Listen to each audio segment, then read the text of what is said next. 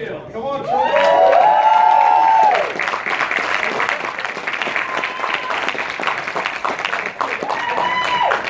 Sit here, Alan, right here. Yes, sit down. We didn't have a rehearsal, Who so. else is out there? Who else wants a water, all right? All right. Yeah. The chance, fucking. Kick my ass!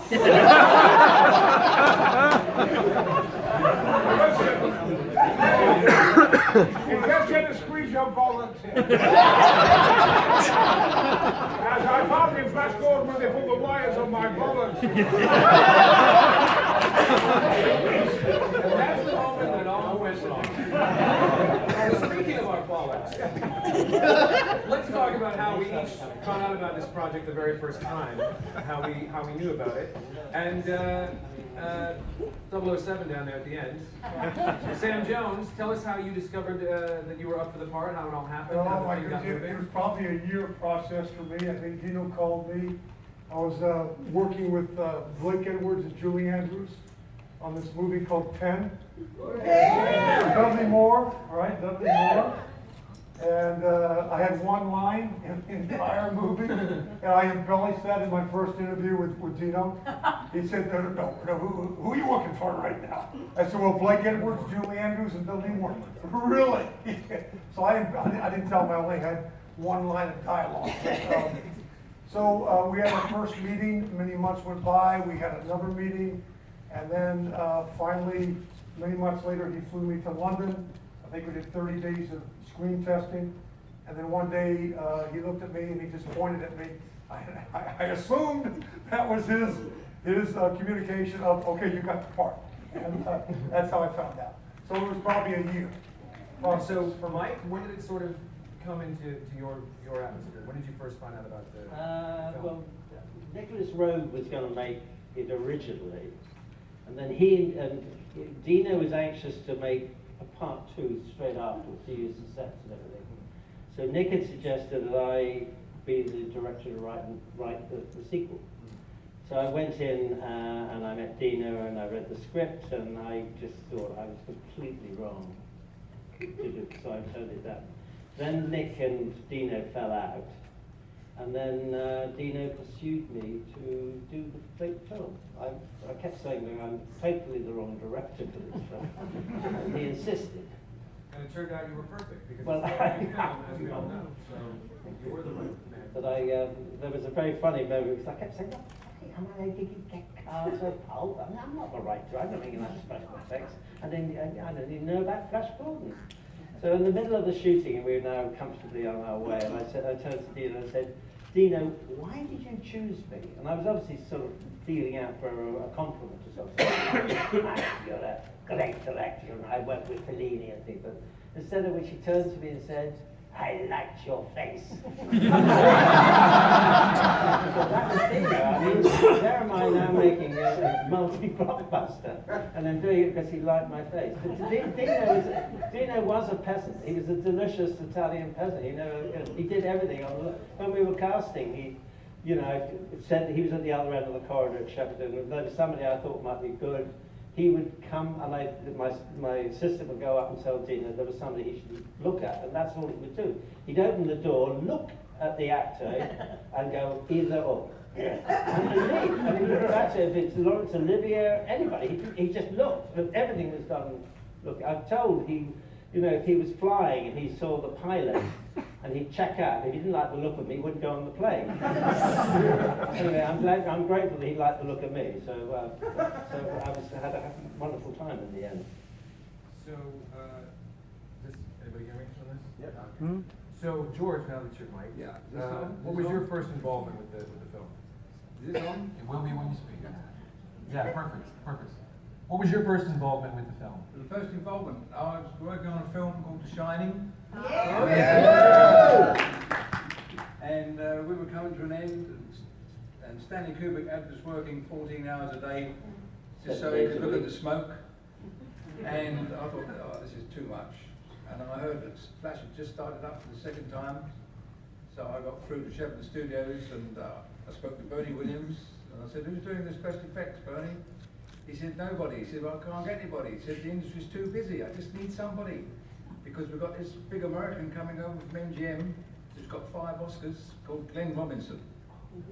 And we need an English special effects man to work with him. So I said, well, if you like, I can do it. He said, when can you start? I said, well, I've got to give 2 weeks notice. He said, oh, I'll have a chat with the producer, Doug Twiddy. So I said, I'll go and see Doug and I'll ask Doug if I can leave tomorrow. And Doug was very pleased because he got rid of me. He was looking at the money he was going to save. So I started on Flash Gordon and we went from there. Very nice. Melody, let's hear your story. How did it first get into your orbit? Well, I had actually auditioned for Flash Gordon, and the part was given to another beautiful lady.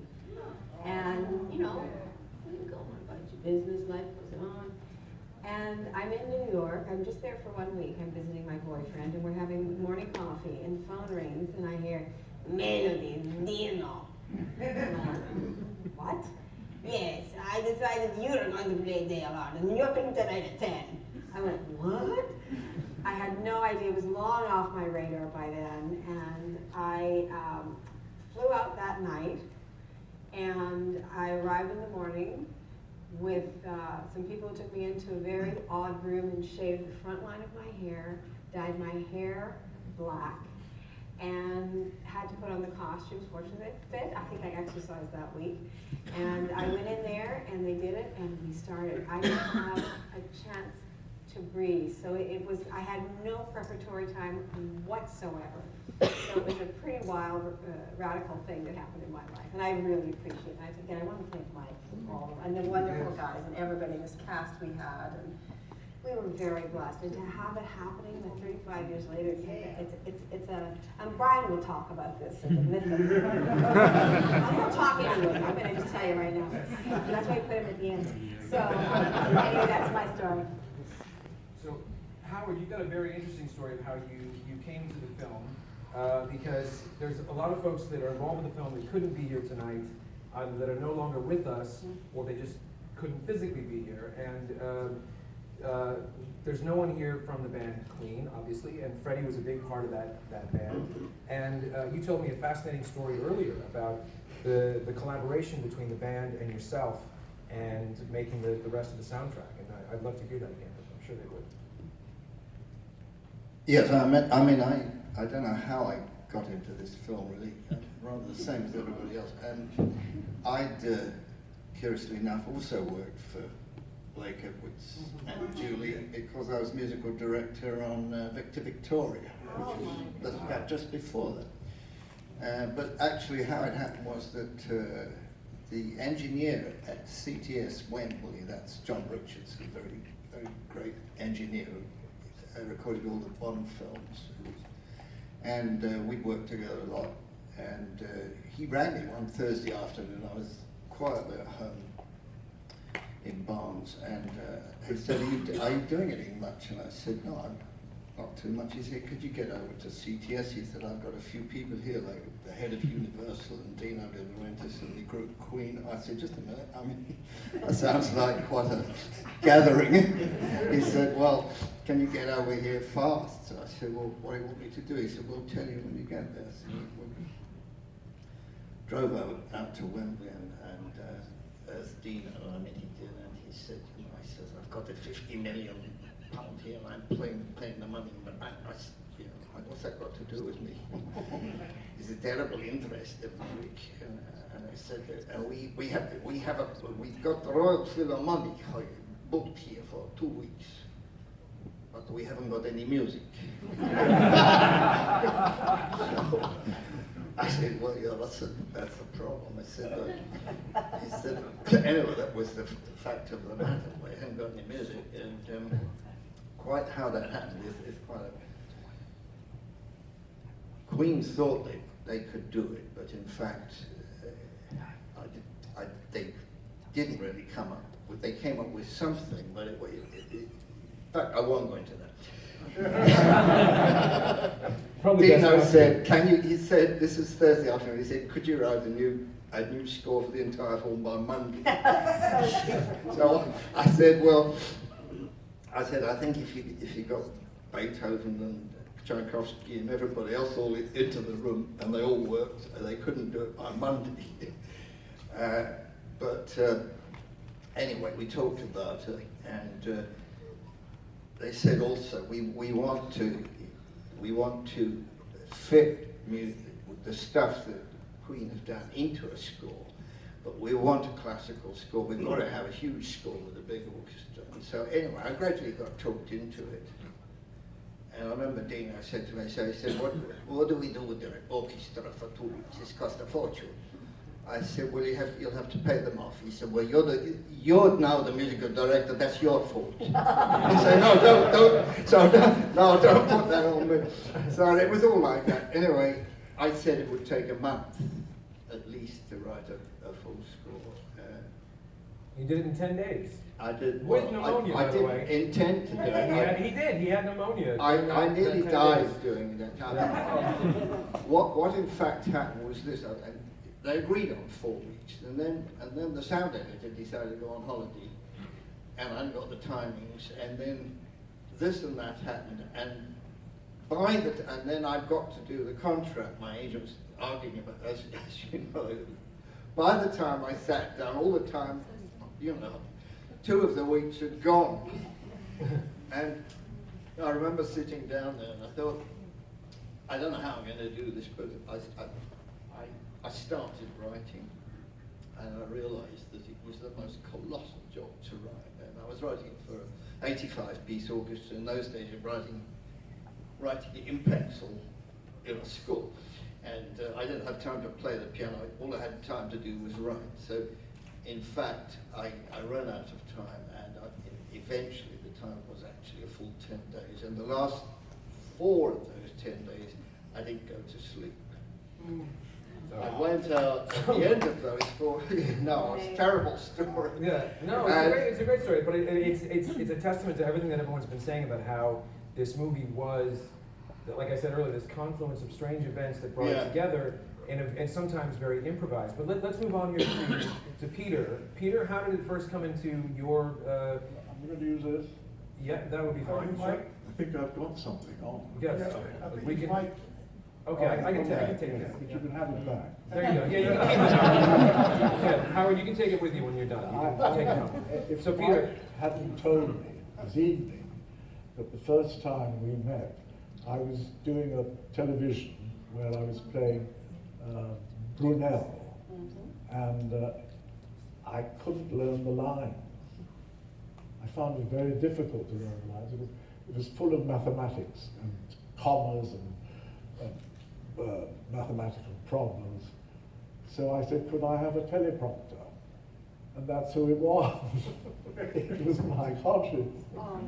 Yeah, he was teleprompting there. So I started. So I think that's how it came about. The circle took place then, didn't it? Thank you very much. Very nice. And then along came Brian Blessed. I mean, it was kind of a fait accompli. There was no fucker else who could play. No,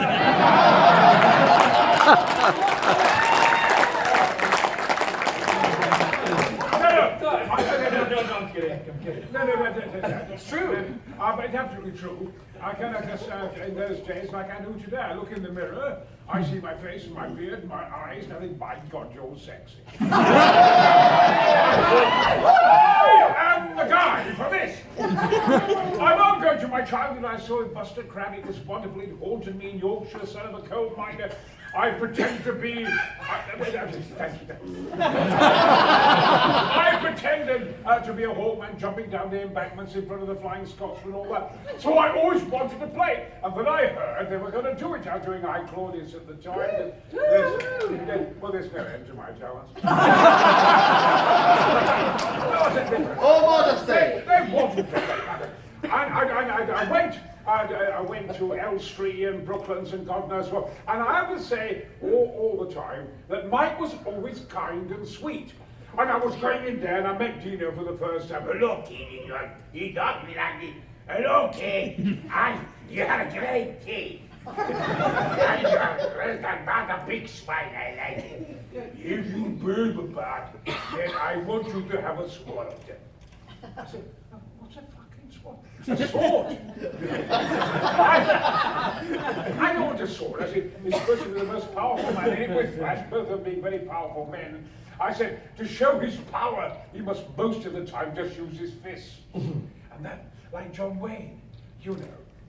But I haven't. Anyway, the thing went on and on. I had about 3 interviews. And I said to him, I'll tell you what, Dino. If you don't give me this part, I'll break your neck, I'll break your back, I'll tear your cock off, everything. No one talks to me. I like him. Mike was there and said, it's all right, Brian. I'm sure you're going to play it. You don't ever hurt him, Brian. You're going to play it. And of course, I was cast in it. To give an example, I mean, there is a sequel in it in which we attack rocket ship Ajax. Mike was good. One of the rehearsals, I love the stuntmen. I've always adored the stunt artists. They're all in it, all the lads are in it, Ginny, everybody, they're all in it. And I'm there waiting. And of course, it took about 3 days to get the dynamite, get the special effects, get the monsters, get us all, Wyngarde, I beg your pardon. That's it, I think. And flapping, and great flapping wings, and so forth. And then I remember them saying, Mike said, right then, Brian, and I had this great bazooka, which was made of cardboard. And he came down, Samai! And I said, Squadron 40! Come on, Flash! Who wants to live forever? Dive! And down we went. I went.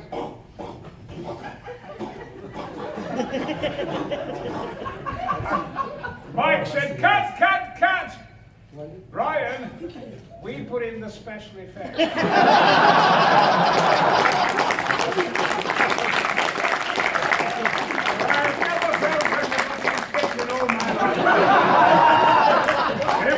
From that moment, I met Dino, it was fantastic, everything just worked perfect. I played Porthos and 3 Musketeers, and things like that. And I said,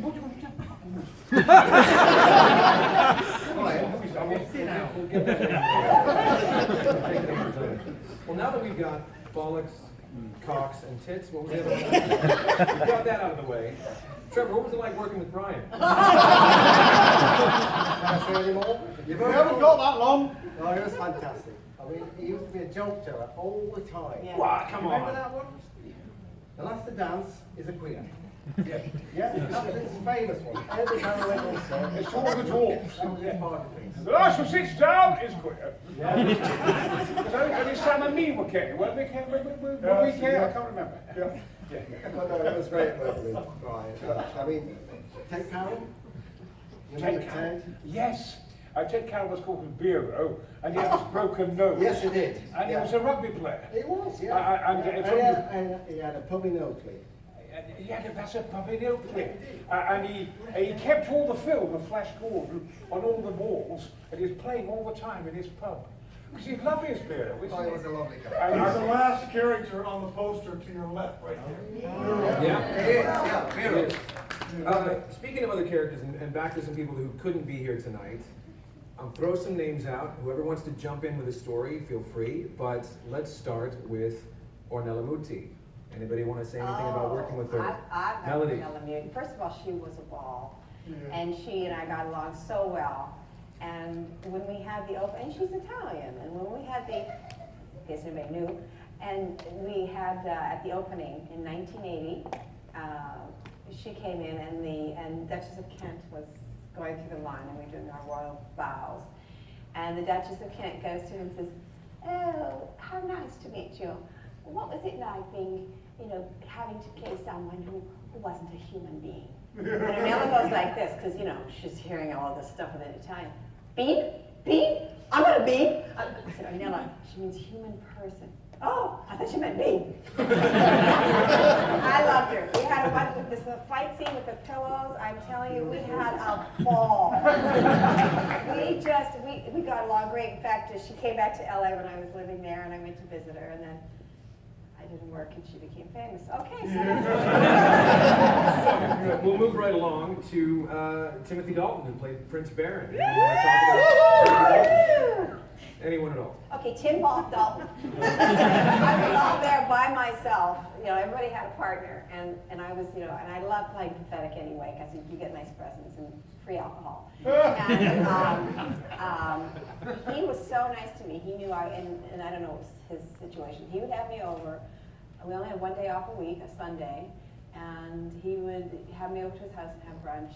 And he was so nice to me. He really helped me get through. And no hanky-panky, unfortunately, for moi. He was a gentleman and very kind to me.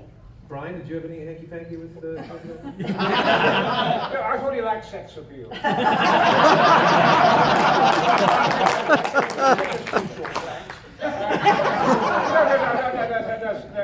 I know he's not here to defend himself. I like speaking behind his back. No, I want to say, is it all right to tell that story about Maggie? Yes. Absolutely, yes. Of course, I never had a chair. And so they built me a perch. I had these wings on my back. It took half an hour to screw them on, but I couldn't sit down. So they built me a perch. And all the camera crews went, pretty funny, pretty funny. We had the Argentian girls, I was there for about 10 weeks. You know me, Yes. The Argentian girls were there, all white, and I had this dark makeup on, like Othello, really. And so, and I was sitting on my perch. And the leading lady of the Argentian girls, a girl called Magda, who had enormous tits. Total Renaissance. And Timothy Dalton was like, oh God, I've got to have her. She's so gorgeous, she's gorgeous. He fancied huge tits. And eventually, she edged her way towards me. And then all the other girls came alongside her, and they came towards me, and one of the girls said, excuse me, Brian, Magda, she thinks you're lovely. She can see you as a caveman. What? I can't go. It took me half an hour to get the makeup off, love. But it'll take me another hour to unscrew my wings. I can't really get covered in her white makeup and so forth. I said, absolutely bloody hopeless, love, you know. I said, but Timothy Dalton's great, and he looks like Errol Flynn. She said, she doesn't like him. But I always felt with Maggie that she wanted me to drag her across the floor if she fancied me as a caveman and hit her with a club. I never worked that one out at all. Well, I'm sorry, that's not. Anyway, we'll come back to that. Timothy was awfully sweet. He's a great guy, and we had a marvelous time. Mike was the boss. That's right. And he let me do what the bloody hell I like, which I loved, so I could do anything I bloody wanted, which is absolutely lovely. You know, I must admit, you never knew who was going to come on the set. And Ornella Muti came on with Fellini. Fellini was a little person. It was announced by the second assistant, Deep Roy! Calling Deep Roy! And the silence, and on came, I expected to see Geronimo or Sitting Bull. And on came Deep Roy, was about 34 inches high. And he came on, this little dwarf, he sat alongside me. He said, I'm not a midget. He said, I'm not a dwarf, I'm perfectly formed. I was meant to ask him how big was his cock. So, that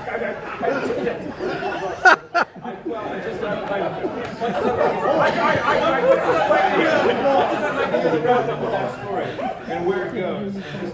How big? Most of your material on screen was with Max von Sydow, who also couldn't be here tonight. So what was it like working with that marvelous actor and being his right-hand man in the film? Max von Sydow, yes. Yes. Wonderful, great actor. Yes. I mean, his versatility was extraordinary. I love working with him. And Ornella, you had a lot of scenes with Ornella as Beautiful. well. Yes. Ravishing. Yes. Terrific. Well, I think Tom was crazy about it, wasn't he? Yeah, He was sweating every time he saw it. It was very marvelous to me. maybe now that we've all felt relaxed and gotten to know each other, let's go down the road quickly. And for the performers, the line that you get asked to quote the most by people that find you anywhere, in the streets, anywhere it should be. So, Sam, what do you get asked the most? Well, it's probably a toss-up between This Means a Psycho to Flash Gordon, New York Jets.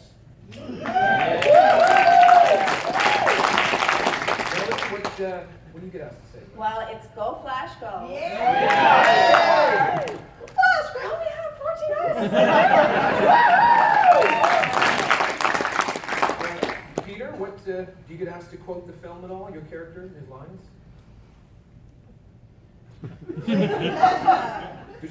do people come up to you, strangers, and ask you to quote any lines, any dialogue from the film? Are you talking to me? Yes, I'm sorry. Sorry. No, I'm miles away. I should know. It's okay. I should have said your name again. I'm so sorry. Do I remember any lines? Do people ask you to repeat any lines? No. Any fans? They don't. No. What, any favorite lines? I With pleasure. And Brian, I think Peter sets up the whole film. Yes. In fact, that Clytus does at the beginning, and so that Ming at the beginning says, Clytus, I'm bored. What plaything have you got for me today? And he said, there's something the XK says to him. Obscure body. Whatever. And he said, obscure body, and the people there call it. And wonderfully memorable from Peter. Brian, I have a feeling. I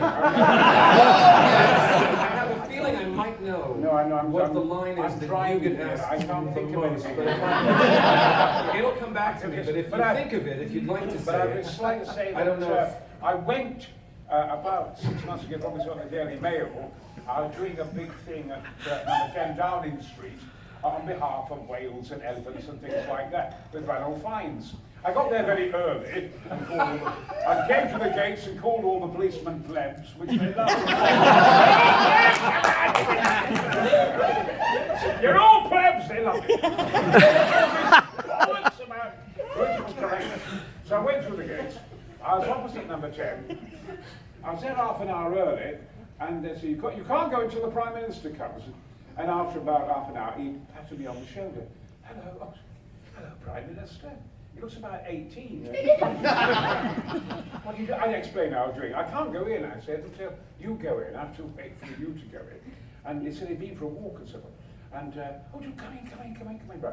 And he made me a cup of coffee and a little omelette, a simple omelette. And then he took me, and there was the whole government, there was the whole committee, and so forth. And he said, "Oh, Brian, please, would you do it?" And I said, "Yes." And I stood on a chair, and I stood on the table, with the whole select committee, and the whole cabinet, and said, "Gordon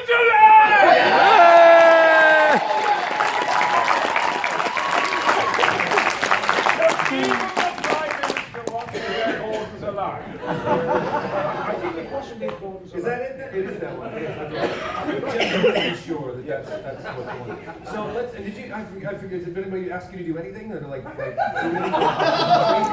when they see you? Do they quote things, or are they coming at you all the time with things? Why are you not flying all the time? I said, you don't fly, do you? Right. No, it was a great experience working with Brian. Was he like this guy, Sam? Was he this animated? He was worse than that. It was worse. Now it's quieting down. So It's still noisy. So the film gets rid. It's. I have a question about the language barrier. I mean, this was this amazing,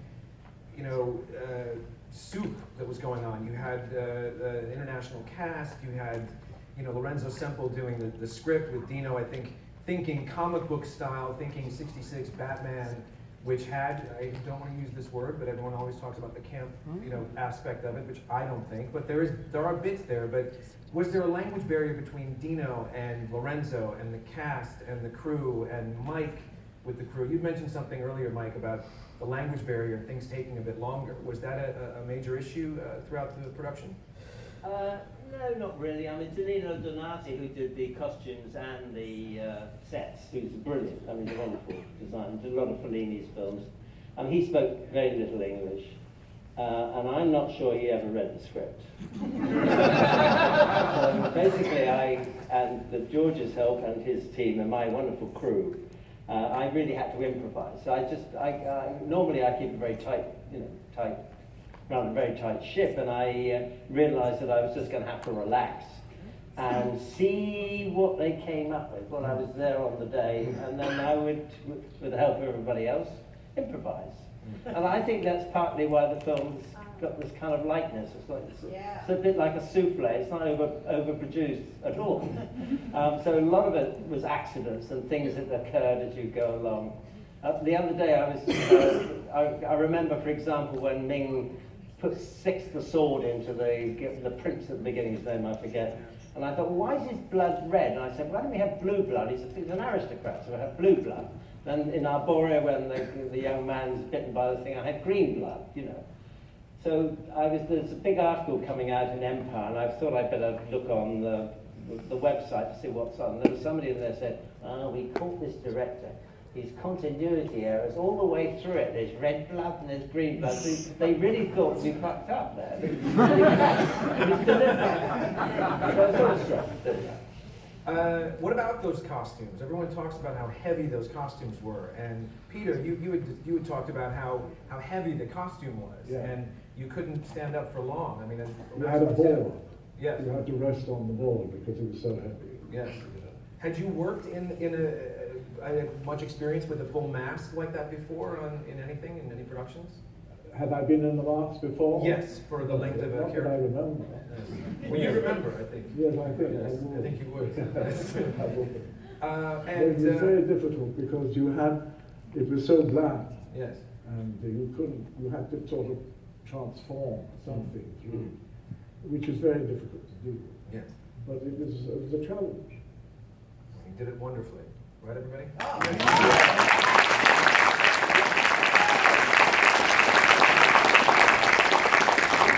So there's a lot of craziness going on with the production, and then things start to wrap up, and then it gets a release. And I think at the time, I'd imagine Universal and Dino were all hoping for a trilogy at least. I mean, this was the age of Star Wars, and everybody wanted to see more of this sort of adventure.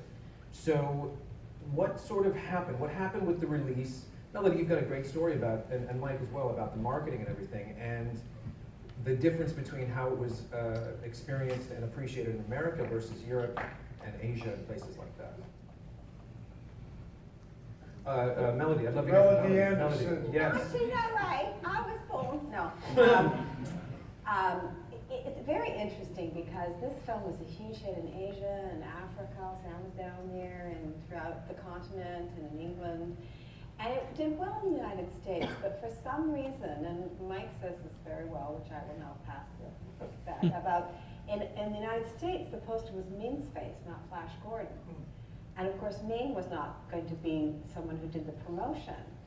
And so nobody knew, got to associate, like with Batman, Christian Bale and all that, to associate whatever you say, that's right, Sam.